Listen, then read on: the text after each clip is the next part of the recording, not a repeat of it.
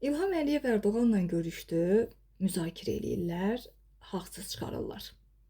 İsrail Baş naziri Netanyahu ilə görüşür, söz eləyirlər.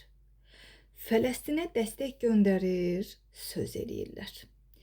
İranla dostluqdan danışır, söz eləyirlər.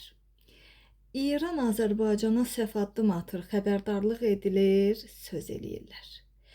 İrana humanitar ərzaq və dərmandan ibarət tırlarla yardım göndərilir, yenə söz eləyirlər.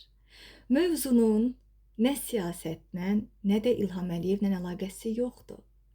Mövzu sadəcə insanların boş-boş danışmasından ibarətdir. Yəni, ağzı olan danışar məsəli. Susmayacaqlar. Həyatınızı yaşayın. Valla, kimsəni dinləməyin, 3 meymunu oynayın. Lalsız, karsız, korsuz. Çünki sizi izləyənlər, sizə baxanlar sizin ağzınızdan bir səhv söz çıxsın deyə baxacaqlar. Bunun qaşı belədir, bunun gözü belədir, bunun burnu belə idi.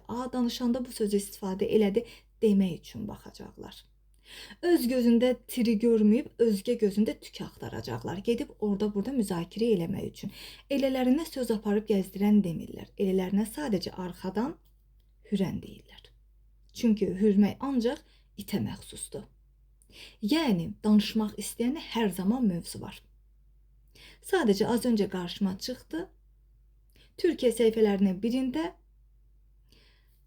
İrana humanitar yardım tırı göndərilməsinə gələn reaksiyalara görə bu videonu çəkdim.